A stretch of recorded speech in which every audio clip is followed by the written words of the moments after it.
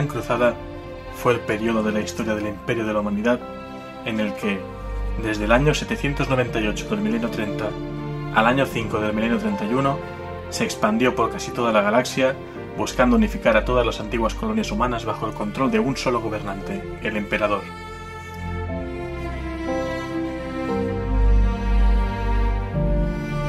La Gran Cruzada supuso una breve época de 2 siglos de reconstrucción, reencuentro y rápidos avances tecnológicos tras la completa regresión de la humanidad a la barbarie en los 5 milenios anteriores, apodados la Era de los Conflictos.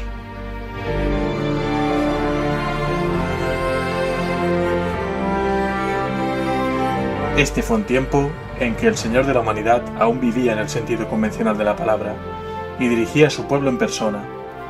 La Gran Cruzada es considerada la edad de oro del Imperio antes de la larga decadencia hacia el estancamiento cultural, la represión política y los crecientes conflictos que marcarían los 10 milenios posteriores al cierre de la Gran Cruzada por la herejía de Horus.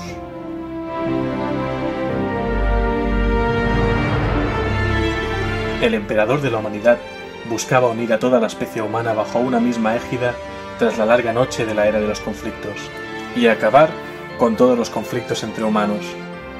Una vez conseguido este objetivo, el Emperador pretendía empezar la siguiente fase de su gran plan para garantizar la dominación humana de la galaxia, algo que él consideraba necesario para que el ser humano sobreviviera a las incesantes amenazas a su existencia, encarnadas en el caos, las innumerables especies xenos y su propia fragilidad natural.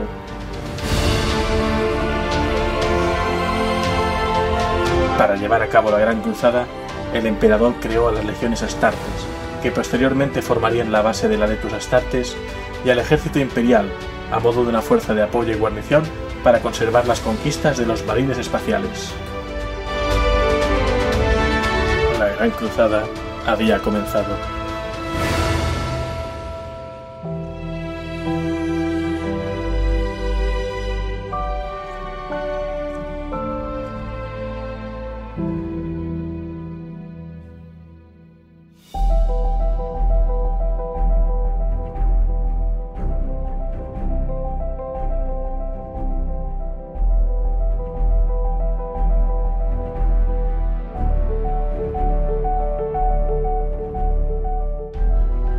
Un saludo y bienvenidos a la Biblioteca de Tizca.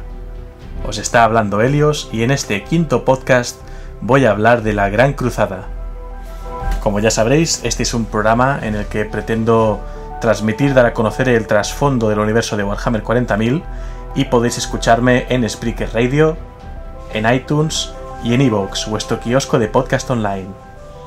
También tengo redes sociales como son facebook.com/la Biblioteca de Tizca, en Twitter el usuario @bibliotecatizca y las comunidades en Google Plus y en YouTube llamadas la Biblioteca de Tizca. Antes de empezar, quiero leer como siempre los comentarios en mis canales. En primer lugar, Armand en iVoox dice: gran programa, ya era hora que alguien se tomara el testigo de la biblioteca de Trantor con el lore de 40k, sigue así. Bueno, este comentario me ha hecho mucha ilusión, en primer lugar porque creo que ya lo comenté en un programa anterior, pero este podcast, esta Biblioteca de Tizca, viene inspirada por por 3 fuentes principales que, en primer lugar está mi propia pasión por el universo de Warhammer 40.000, pero digamos que la idea, al menos en cuanto a formato, viene justamente de la Biblioteca de Trantor, un podcast que recomiendo desde aquí, podcast de ficción, en el que se reseñan películas, libros, incluso pues el juego también de Warhammer, hay un par de programas dedicados a ello, y yo el universo de Warhammer 40.000 lo conocí a través de ahí, entonces me parece, la verdad es que no espero ni mucho más ni mucho menos estar a la altura de la Biblioteca de Trantor, pero sí que me emociona que puedan considerar que he tomado un poco el testigo de esta idea, ¿no? Manuel Casares también en iVoox nos comenta: genial este nuevo proyecto, sigue así. Pues gracias a todos por escucharlo, por pasaros, por comentar y sobre todo por compartirlo, porque la idea es llegar al máximo de gente posible, ¿no?, para dar a conocer este hobby.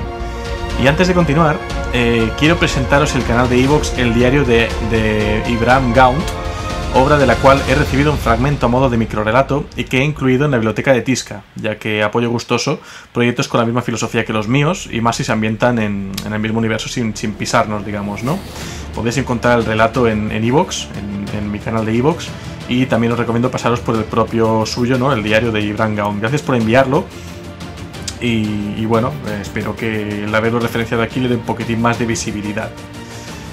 Y bueno, en este programa, ya pasando un poco al sumario, pues voy a retomar el relato. Habíamos hablado ya de la era de los conflictos, habíamos hablado luego de cómo para salir de esta era de los conflictos pues el emperador crea esos protoastartes llamados los guerreros trueno, y con él pues reconquista, con este ejército reconquista toda Terra, ¿no? Y llega a hacer un pacto con Marte como punto de partida para esta nueva cruzada, ¿no? Hoy voy a hablar cómo tras reconquistar y unificar el sistema solar comienza esta gran cruzada para reconquistar toda la galaxia en nombre de la humanidad.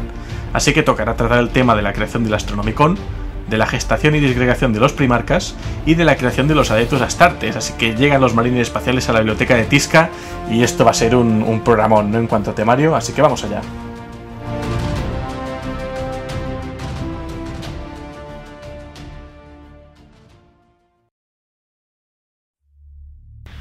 Durante la era de los conflictos, el emperador, que había pasado todos los años de su vida inmortal desde su nacimiento en el 8º milenio a.C.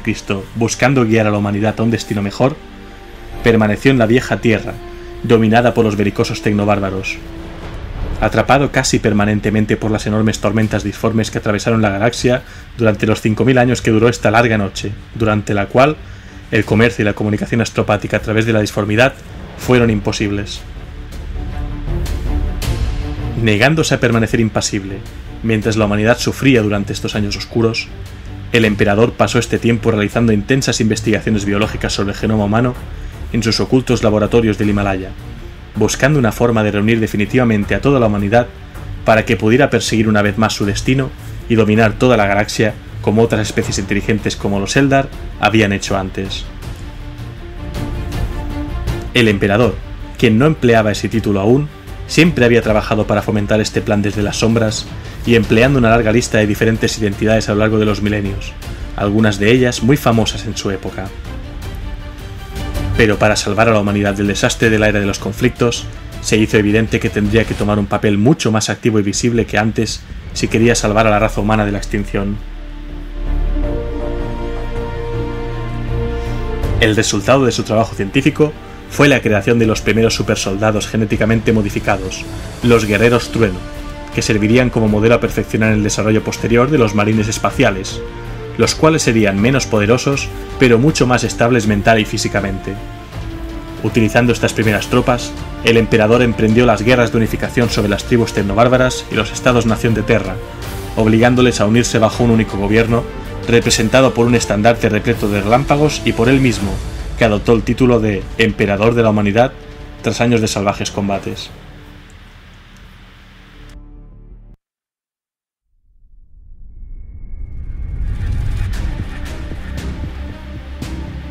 Mientras tanto, el emperador decidió que necesitaría más generales supremos para reunir a toda la humanidad, hombres en los que pudiera confiar absolutamente y que poseyeran capacidades similares a las suyas. Por tanto, mientras los cañones aún rugían sobre la cuna de la raza humana, empezó a crear en secreto 20 seres sobrehumanos altamente avanzados y delicadamente diseñados, conocidos como los primarcas.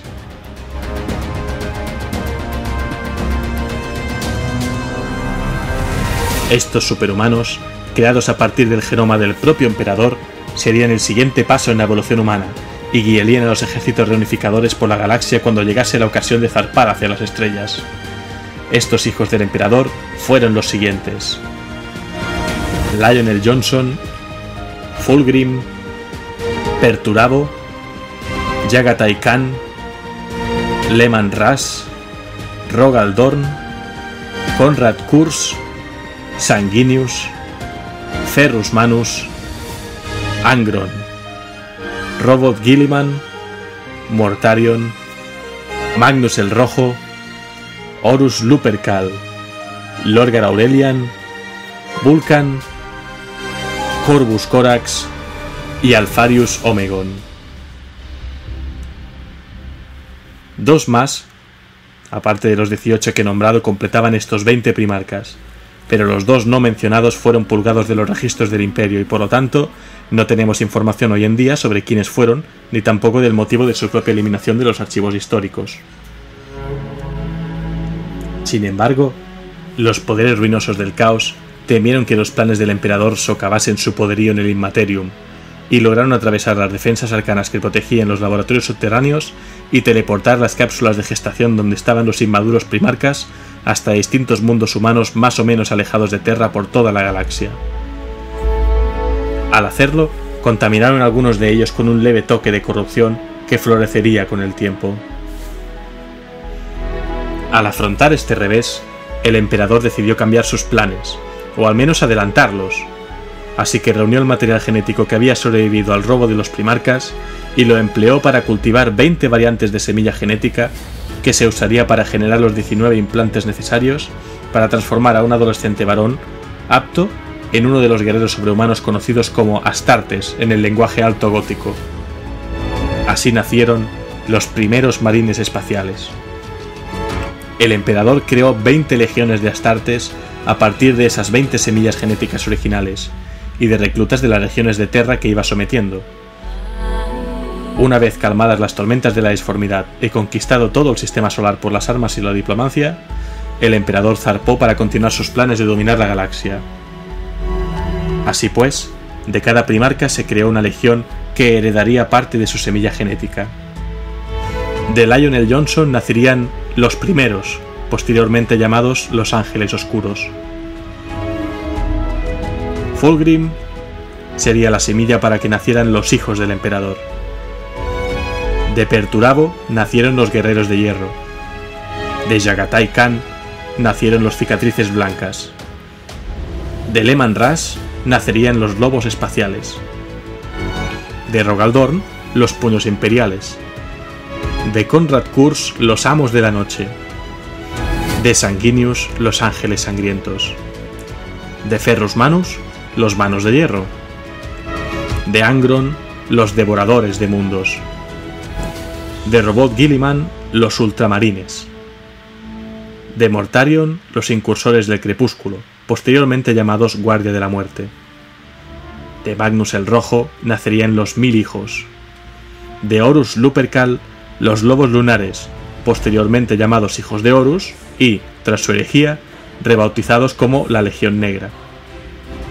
De Lorgar Aurelian nacerían los Heraldos Imperiales, posteriormente llamados Portadores de la Palabra. De Vulcan nacerían los Salamandras, de Corvus Corax la Guardia del Cuervo y de Alfarius Omegon la Legión Alfa. Naturalmente no tenemos datos de la segunda ni de la 11ª Legión, debido a su eliminación de los archivos históricos de Terra. Muchos de los Astartes de las legiones manifestaron herencia de su padre genético en capacidades y carácter, así que aunque todos los marines espaciales se crearon para ser hermanos en el campo de batalla, cada legión tenía su propio carácter y metodología a la hora de hacer la guerra. Los ultramarines destacaron por su brillante táctica y estrategia, además de ser los más rectos en el cumplimiento de las leyes que dicta el Imperio, mientras que los lobos espaciales o los devoradores de mundos eran mucho más salvajes y agresivos en el campo de batalla. Los 1000 hijos tenían su propia jerarquía interna distinta a la del resto de legiones, ya que basaban el rango de sus hermanos según su nivel de conocimiento y sabiduría, y no solo en la actitud para el combate. Y por poner un último ejemplo, la legión de los Portadores de la Palabra eran los más fanáticos defendiendo la verdad imperial, y no solo conquistaban planetas enteros por el emperador, sino que obligaban a los conquistados a adorar a su gran líder como si fuera una divinidad. Y así, con la creación de estos marines espaciales, o Adeptus Astartes, el emperador pudo empezar su unificación. El primer obstáculo fue la existencia del imperio de los Trenos Sacerdotes de Marte, quienes históricamente habían sido ferozmente independientes de Terra. En lugar de declararles directamente la guerra, el emperador usó la amenaza de un asalto de sus marines espaciales para formar una alianza con estos sacerdotes del Mechanicum, después conocido como Adeptus Mechanicus, una alianza que formarían el corazón del recién nacido imperio de la humanidad y que sería simbolizada por la adopción del águila bicéfala o águila imperial, que aún es el principal icono del imperio.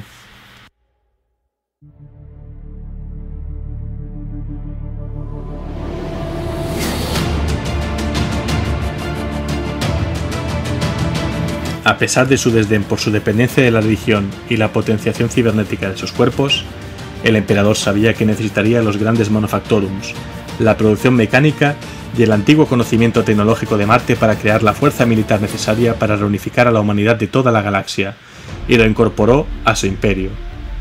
Los tecnosacerdotes, por su parte, vieron los extraordinarios conocimientos científicos y la habilidad técnica del emperador como una prueba de que era el Omnisia, la encarnación de su dios máquina, que su religión había prometido que volvería un día al planeta rojo para enseñar el verdadero camino a seguir a la humanidad. Así pues, con esta alianza, la humanidad tenía al fin toda la maquinaria de guerra necesaria y un objetivo común para empezar a reconquistar la galaxia. Estas fuerzas, con el apoyo tecnológico y militar del mecánico obtenido gracias al Tratado de Marte, llevarían la luz de la verdad imperial y someterían a la obediencia imperial a cada mundo humano descubierto. En su momento cumbre, unos 203 años estándar después de su inicio, había 4.287 flotas expedicionarias primarias imponiendo la obediencia imperial, y en la expansión de la égida del imperio a través de la galaxia, había 60.000 o más grupos de despliegue secundarios ocupados en regular la obediencia imperial o en misiones de ocupación. Otras 372 flotas expedicionarias estaban reagrupándose o reaprovisionándose a la espera de órdenes en el sistema solar o en otros sistemas estelares imperiales de importancia. Unos 4,3 millones de rememoradores, es decir, artistas y reporteros oficiales imperiales, fueron enviados con estas flotas en los últimos días de la Gran Cruzada para registrar para la posteridad en imágenes, palabras y música todo lo que los guerreros de la Cruzada estaban logrando en nombre de la humanidad. Por último, toda expedición imperial incluía un cuerpo de iteradores, filósofos retóricos y propagandistas destinados a extender la atea verdad imperial a todos los mundos humanos y convencer a sus habitantes de los beneficios del gobierno imperial. Así pues, después de la diplomacia o incluso las batallas en los mundos rebeldes a conquistar, la función de estos iteradores era mezclarse con el pueblo y tratar de que acatasen por las buenas la verdad imperial como paso para avanzar en su evolución como raza común.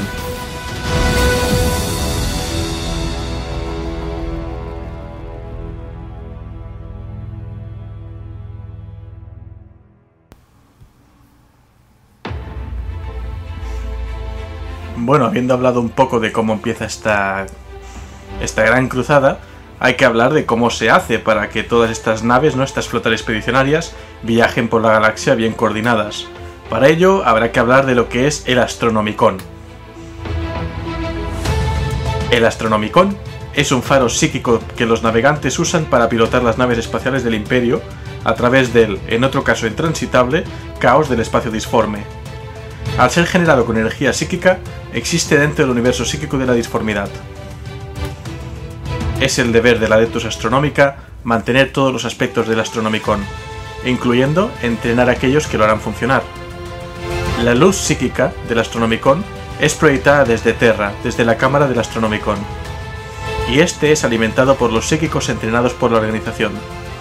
La omnipotente voluntad del Emperador dirige constantemente esta energía en un radio de 50.000 años luz por la galaxia. Aunque el Emperador no provee la energía del faro, solo él tiene poder suficiente para manejar tanta energía y dirigirla por la galaxia. Debido a que Terra está situada en el oeste galáctico, el Astronomicon no cubre el extremo oriental de la galaxia. El viaje disforme más allá del alcance del Astronomicon está gravemente limitado, generando unas fronteras efectivas para el Imperio. Los psíquicos que alimentan el Astronomicon son reclutados a través de la Adeptus Astra Telepática. Son iniciados en el Adeptus Astronómica como acólitos, y se les enseña cómo usar sus poderes, su filosofía, el significado de sus vidas y el saber del Astronomicon. Pasado su entrenamiento, alimentarán el faro con sus energías psíquicas y a medida que sus poderes sean absorbidos, irán desgastándose y muriendo. Se sabe que en el año 989 del milenio 36, ante la creciente erosión de las corrientes disformes sobre el faro del Astronomicon, se decretó la cuadruplicación del número de psíquicos sacrificados en su cámara, y con ella la ampliación de la Liga de las Naves Negras encargada de traerlos a Terra. Destruir el Astronomicon podría con toda probabilidad detener todos los viajes disformes imperiales por la galaxia, derribando así el poder del Imperio. Para entenderlo de algún modo, es una especie de faro que tiene que ser constantemente alimentado con el poder de los psíquicos que las naves negras van encontrando y trayendo para Terra, y además toda esta energía generada por los psíquicos tiene que ser canalizada como supervisada y guiada por el propio emperador, así de grande es su poder. El Astronomicon sería imposible de funcionar sin él y sin estos psíquicos constantemente alimentándolo. Es con este Astronomicon que comienza la conquista del vacío. La Gran Cruzada fue la mayor y más ambiciosa empresa militar jamás emprendida por la humanidad. Por poderosas y valientes que fueran las huestes del emperador, esta épica campaña jamás se habría podido llevar a cabo sin los incontables millares de naves capaces de viajar por la disformidad que transportaron a cientos de miles de los sobrehumanos guerreros de las legiones astartes y a muchos millones de los soldados del ejército imperial, de la luz de una estrella a la siguiente. En la Gran Cruzada, una cantidad impresionante de naves fueron construidas, capturadas o militarizadas. Algunas fueron usadas apenas unos meses antes de ser declaradas obsoletas o quedar dañadas por los rigores del viaje, aparte de las pérdidas sufridas en combate, mientras que otras se ganaron un puesto permanente en las órdenes de la batalla. Y los diseños exitosos eran copiados y modificados a medida que transcurrían las décadas. Las primeras naves al entrar al servicio del Imperio fueron construidas en las fundiciones orbitales de Terra y posteriormente en el anillo de hierro de Marte y los astilleros espaciales de Saturno. Todo esto se hizo bajo el escrutinio del Emperador y de los magos del Mechanicum, ya que sin duda, sin alianza con Marte, la expansión más allá del sistema solar habría sido prácticamente imposible. El impulso definitivo lo dio la integración del Imperio del dominio saturnino y sus consumados capitanes tras la destrucción de sus amos alienígenas, y a medida que el Imperio crecía, se fueron añadiendo muchos más grandes astilleros, como por ejemplo Boss Prime, Grulgarod Lorin y Cipra Mundi, todos ellos capaces en poco tiempo de rivalizar en producción con el mundo forja de Marte. Dirigidas por la voluntad del Emperador, las primeras flotas expedicionarias salieron hacia la galaxia. Precediendo a cada gran flota expedicionaria de cientos y a veces hasta miles de naves, solía haber contingentes menores de flotillas independientes, dirigidas por una clase de líderes marciales que se conocerían como los comerciantes independientes militantes. Muchos de estos individuos eran antiguos gobernantes de los muchos reinos que el emperador había sometido en las guerras de unificación y en las primeras fases de la Gran Cruzada.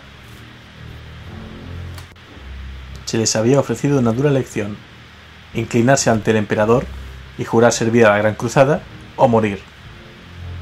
Aunque muchos antepusieron su orgullo a lo que consideraban una forma de esclavitud, otros eligieron tomar la garantía de comercio, y había un precio no obstante. Se esperaba de los comerciantes independientes que explorasen por delante del frente de la Gran Cruzada, acompañados por sus propios ejércitos, así como por cualquier otro recurso que el emperador les hubiera cedido. Al operar tan alejados de los ejércitos del emperador, los comerciantes independientes militantes podían esperar poca o ninguna ayuda si encontraban enemigos demasiado poderosos para ellos. Tras varias décadas de penetrar en la negrura del vacío, sus flotas solían parecer vagabundos desarrapados, y a veces incluían naves chenos con formas totalmente novedosas o diseños esotéricos e incomprensibles. Se les prohibió regresar a Terra y a sus lugares de origen, pues en su sabiduría el emperador no solo buscaba librarse de poderosos rivales, sino también asegurarse de que incluso al morir sirvieran a la humanidad. Muchos se desvanecieron solos y olvidados, muertos, consumidos o esclavizados por abominaciones alienígenas sin nombre, lejos de la luz de Terra. A medida que se expandía el imperio, también lo hicieron sus flotas. Incontables maravillas tecnológicas largo tiempo perdidas fueron recuperadas, algunas de ellas arrancadas de las manos muertas de custodios reticentes, y otras entregadas voluntariamente como tributo al Señor de la Humanidad. Algunas naves eran únicas, construidas con métodos que ni siquiera los más dotados tecnosacerdotes de Marte podían esperar imitar. La Terminus Est, la Nicor, la Mirabilis y la Phalanx fueron las más destacadas. Otros modelos y clases resultaron más fáciles de reproducir, y en poco tiempo, los diversos brazos de las Fuerzas Armadas Imperiales adquirieron sus propias panoplias distintivas de nave de guerra. Las astronaves de las legiones astartes solían tener una proa Roma y un blindaje grueso, diseñados para resistir la terrible tormenta de fuego que acompañaba a una invasión planetaria, y sus corazones de plasma alimentaban algunas de las armas más destructivas conocidas por la humanidad. Pero más allá de estas necesidades prácticas, cada flota favorecía la naturaleza de su legión, desde los merodeadores negros de la Guardia del Cuervo a los barrocos cruceros de batalla carmesíes y dorados de los Ángeles Sangrientos, o también la brutal funcionalidad y el acero desnudo de las barcazas de asedio de los Guerreros de Hierro. Las naves del resto de las armadas del emperador eran mucho más diversas, pero todas aspiraban a la supremacía en el vacío espacial. Variaban desde los majestuosos acorazados, máquinas de destrucción kilométricas con el blindaje concentrado en el morro y los flancos repletos de fila tras fila de baterías de armamento, a los ligeros y letales destructores, y los desnudos corredores disformes, pasando por las vigilantes fragatas de piquete y las lentas fortalezas estelares. Aparte de estas, había innumerables clases de transportes, arcas, cargueros y naves de suministro, así como las naves Forja y otras extrañas astronaves de guerra del Mechanicum. Todas estas naves y tecnologías conformaban las flotas de la Gran Cruzada en su conquista por el vacío. Lo que no esperaban es que conforme fueron reconquistando y asentándose más allá del sistema solar, iban a ir redescubriendo algo que sería todavía más importante para la Gran Cruzada: los primarcas perdidos.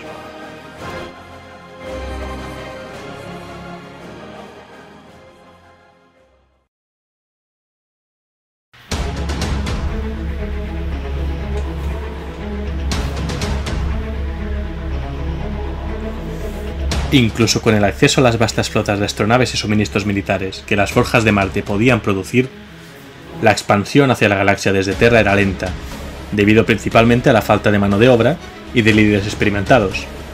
Sin el genoma único de los primarcas, el tiempo requerido para crear un marín espacial era mucho más largo de lo ideal, y además, el emperador era inflexible en cuanto a que el material para nuevas semillas genéticas debía venir directamente de él, para mantener los órganos puros y 100% efectivos, ya que la mutación ya había empezado a aparecer incluso en esta etapa temprana de la existencia de la Adeptus Astartes.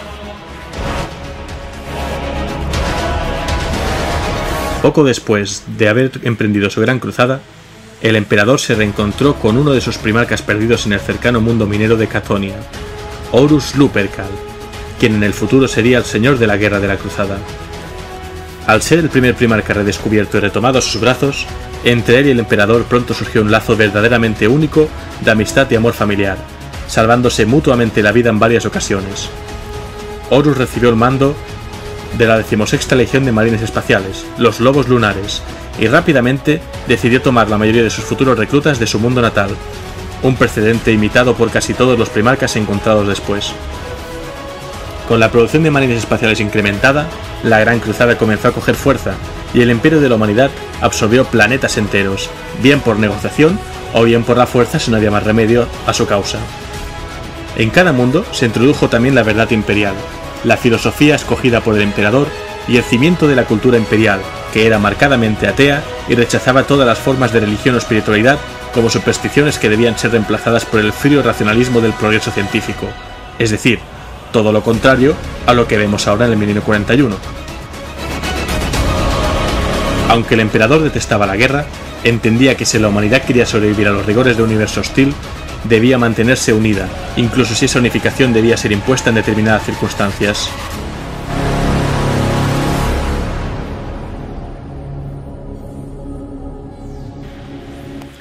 Después de 30 exitosos años de cruzada, el emperador descubrió a otro de los primarcas. Aunque Horus estaba complacido por el descubrimiento de uno de sus hermanos, deseó en secreto ser siempre el hijo favorito del emperador, sin importar cuántos primarcas más descubriese. Con el tiempo, todos los primarcas fueron redescubiertos por las diversas flotas expedicionarias y se les dio a cada uno el mando de la Legión Astartes, en cuya creación se había empleado su código genético. El orden en el que fueron descubiertos no está claro en los registros imperiales. Horus fue claramente el primero, y Alfarius Omegon de la Legión Alfa el último. Rogaldorn de los Puños Imperiales fue el séptimo, mientras que Lionel Johnson no fue descubierto en el mundo letal de Caliban hasta después de que Leman Russ fuese encontrado en Fenris. Magnus el Rojo de los 1000 hijos fue encontrado en Próspero antes de que su hermano Lorgar de los Portadores de la Palabra recibiera al emperador en Colchis, y Angron de los Devoradores de Mundos fue rescatado contra su voluntad en Nuceria, tiempo después de que Perturabo de los Guerreros de Hierro se uniera a la Gran Cruzada en Olimpia. La cruzada también se agrandó a medida que avanzaban las décadas de conquista. Con cada nuevo mundo sometido al imperio y a la verdad imperial, sus recursos podían ser dedicados a la construcción de más naves y más material para mantener en movimiento la enorme empresa. Con el redescubrimiento de los primarcas, el tiempo necesario para la producción de marines espaciales se redujo drásticamente. Un marine espacial podía ser creado en tan solo un año. Este proceso acelerado resultaría desastroso, ya que a raíz de esto empezaron a extenderse defectos mentales y excentricidades únicas entre las filas de los astartes a medida que las necesidades de la Gran Cruzada exigían ejércitos cada vez más grandes. Sin embargo, hacia finales del milenio 31, 2 siglos después de su inicio, la Gran Cruzada había reunificado grandes porciones de la galaxia bajo el liderazgo del emperador, aparentemente iniciando una nueva edad de oro para el progreso y la razón de la raza humana. La Pax Imperialis. Esta gran cruzada trajo la paz a la humanidad, acabando con las guerras entre pueblos y naciones y uniéndolos bajo un mismo estandarte. Acabó con las cadenas de la superstición y liberó a billones de los caprichos de los tiranos y alienígenas. Donde antes había habido luchas e ignorancia, ahora habría paz y conocimientos. Estos eran grandes ideales, pero tenían un precio.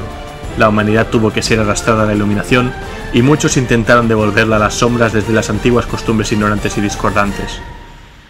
El emperador había unificado Terra, no solo con sus palabras y su diplomacia, sino también por la fuerza de las armas. La iluminación y la paz tenían que ser conseguidas con sangre.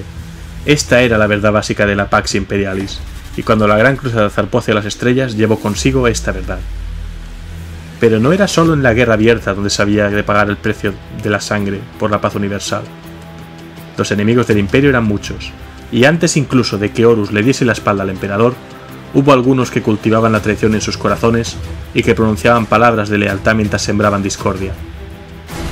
Aunque los ideales de la Gran Cruzada hicieron a muchos guerreros marchar a la batalla, en realidad habría otros métodos y otras lizas menos nobles que se luchaban para mantener la paz. Los templos de los asesinos, las redes de informadores, los agentes silenciosos de Malcador el Sigilita, los protocolos de aniquilación y las antiguas y casi prohibidas armas empleadas por unas pocas y selectas legiones eran todas herramientas y fuerzas que el imperio empleaba para imponer sus ideas y que, por un tiempo, trajeron paz a la galaxia. Para el emperador, el fin siempre justificaba los medios a la hora de perseguir su gran sueño. Y así seguiría hasta el nombramiento de Horus como señor de la guerra. Después de la exitosa campaña de Horus para destruir el Wag orco más grande conocido en la historia del imperio en la cruzada de Ulanor, el emperador la declaró la mayor victoria del imperio hasta la fecha. Habían derrotado a los Pieles Verdes, la mayor amenaza que los había atacado hasta entonces. La recompensa de Horus fue el título de Señor de la Guerra, con el mando militar supremo del imperio. Después de esto, el emperador hizo saber que era necesitado en Terra, donde emprendería un proyecto ultra secreto que iniciaría la siguiente fase de la evolución cultural humana. Lo que el emperador pretendía era emplear el antiguo artefacto conocido como el Trono Dorado, un instrumento tecnológico creado antes de la era de los conflictos, que había sido desenterrado en Terra y que actuaba como un poderoso potenciador psiónico, con el fin de abrir la telaraña Eldar para la humanidad y establecer así una red de comunicaciones instantáneas entre todos los mundos del imperio que dejaría obsoleto el viaje disforme. Este regalo a la raza humana supondría milenios de progreso y paz una vez acabase la Gran Cruzada. Este plan debía ser mantenido en secreto absoluto para protegerlo. Por ello, ni siquiera Horus fue informado de los planes del emperador en Terra, y se sintió profundamente preocupado porque su padre de repente no quisiera confiar en él, uno de sus confidentes más cercanos hasta entonces, y también porque se retirase a Terra sin haber acabado su gran cruzada. Para empeorar las cosas, mientras que algunos de sus hermanos primarcas aceptaron su ascenso, otros, principalmente Angron, Konrad Kurz y Perturabo, envidiaron abiertamente a Horus por su nueva autoridad. También había la errónea creencia extendida de que el emperador disolvería o reduciría las legiones astartes al nivel de fuerzas de mantenimiento de la paz, acabada la Gran Cruzada. Horus quedó resentido por los sentimientos de sus hermanos y pensaba que mientras él y sus huestes estaban ganando nuevos mundos para el imperio, el emperador los estaba entregando a corruptos burócratas y nobles que no servían nada del honor o el sacrificio. Esas semillas de amargura, envidia y dolor fueron todo lo que necesitaban los poderes ruinosos del caos para hacer germinar la disensión en su mente. Con el tiempo, los susurros de los dioses oscuros convencieron a Horus para intentar arrebatar el control del imperio al emperador, un hecho conocido como la herejía de Horus. La situación estalló después de que Horus fuese herido en una batalla sobre la luna de Davin, contra no muertos de Nargel, por el arma conocida como el Anathan de los Kinebrak, que estaba corrompida por el caos y que había sido blandida por el antiguo gobernador planetario Euan Temba. Ni siquiera el sistema inmunológico sobrehumano de Horus podía derrotar la terrible toxina creada por Nargel, y los desesperados capitanes de los lobos lunares cedieron a las maquinaciones del primer capellán Erebus de los portadores de la palabra, entregando a su primarca a los sacerdotes de la logia de la serpiente en Davin. Durante el ritual de curación, los brujos enviaron la mente de Horus a la disformidad, donde Erebus empleó una visión engañosa del futuro, en la que el emperador y solo la mitad de los primarcas eran adorados, y él no estaba entre ellos. Así, pretendía convencerle de derrocar a su padre como señor de la galaxia. Pese a los intentos de su hermano Magnus el Rojo por disuadirle también a través de la hechicería, Horus emergió del templo de la logia curado físicamente pero corrupto espiritualmente, y decidido a volverse contra su padre y a hacerse con el control del imperio a toda costa. A cambio de su lealtad, los dioses del caos le ofrecieron todo el poder de la disformidad, corrompiendo aún más su alma. A medida que el imperio crecía y la Gran Cruzada se fracturaba en centenares de flotas expedicionarias distintas que podían estar separadas por décadas de tiempo relativo entre sí, los primarcas y su emperador empezaron a distanciarse unos de otros. Las legiones de los amos de la noche y de los devoradores de mundos se hicieron infames por sus crecientes atrocidades en sus conquistas. La búsqueda del conocimiento de los mirijos se convirtió en escarceos con meja prohibida por las tentaciones ofrecidas en secreto por Zench, y el fanatismo religioso de los portadores de la palabra les llevó a una disputa entre ellos y el ateísmo del emperador, que los rechazó dramáticamente en favor de la verdad imperial. Horus jamás se daría cuenta de que el oscuro futuro de superstición, ignorancia y guerras que los dioses del caos le habían mostrado sería justamente causado por su traición.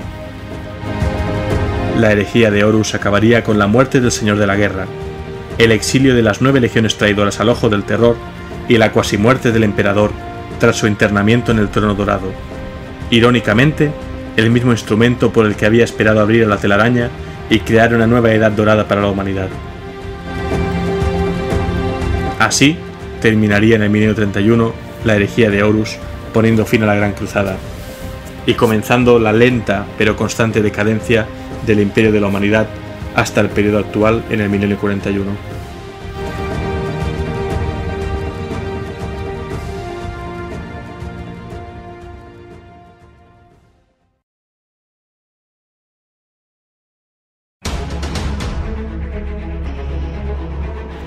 Bueno, pues hasta aquí este relato de hoy, mucho más denso y con muchos más elementos, pero era algo que yo creo que tenía que comentarse de seguido, ¿no? Lo que sería la creación de los primarcas, los astartes, el astronomicon, la Gran Cruzada y terminar con la herejía de Horus, aunque hablaremos de este conflicto más adelante.